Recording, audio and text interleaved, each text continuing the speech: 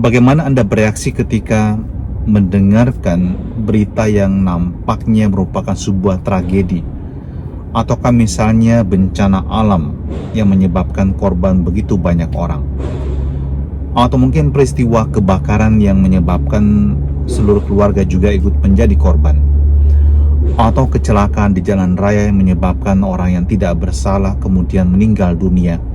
Apalagi seperti yang mungkin kita baru dengarkan, seorang ibu dan anaknya yang masih kecil juga menjadi korban. Betapa menyedihkan peristiwa-peristiwa tersebut menggugah perasaan kemanusiaan kita, dan kita menjadi berempati kalau kita menempatkan diri pada posisi demikian. Betapa dalam luka di hati kita, betapa menyedihkan menjadi korban seperti itu. Dan perasaan ini yang mestinya ada dalam diri kita sebagai orang-orang yang masih punya hati.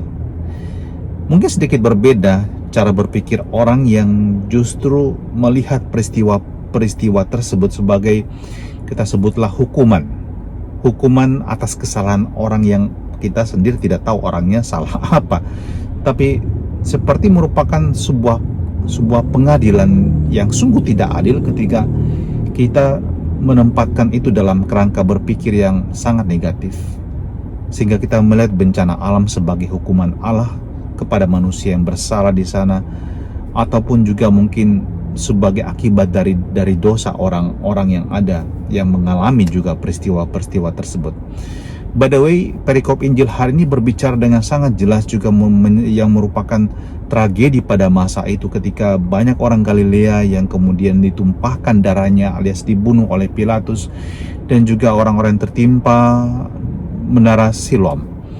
Dan banyak orang Yahudi pada waktu itu berpikir ini merupakan hukuman Tuhan atas semua yang terjadi pada manusia-manusia tersebut.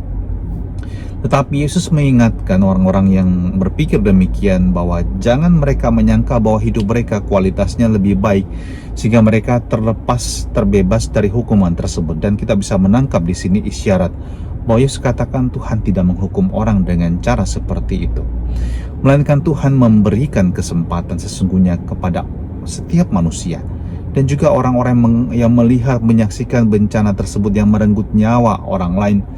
Peringatannya adalah sebelum engkau mengalami juga kematian yang kekal dalam kehidupanmu, artinya engkau meninggalkan dunia ini dan kemudian masuk dalam hidup yang kekal dan mengalami kematian yang kekal, kesempatan bagi kita adalah bertobat. Dan panggilan pertobatan ini sangat kuat dalam perikop Injil hari ini.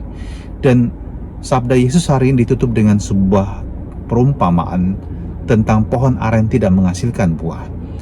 Dan setelah waktu 3 tahun, waktu yang diberikan juga oleh Sang Tuhan, kalau pohon itu tidak berbuah maka dia akan ditebang.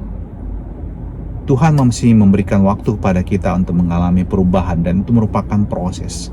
Tidak mudah untuk mengalami yang namanya perubahan atau mengubah hidup kita.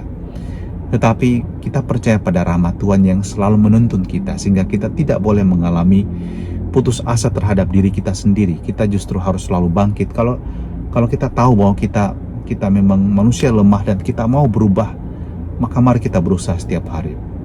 Dan kita percaya setiap detik, setiap jam, setiap hari, bulan, dan tahun yang masih Tuhan berikan pada kita adalah sebuah kesempatan untuk menjadi lebih baik.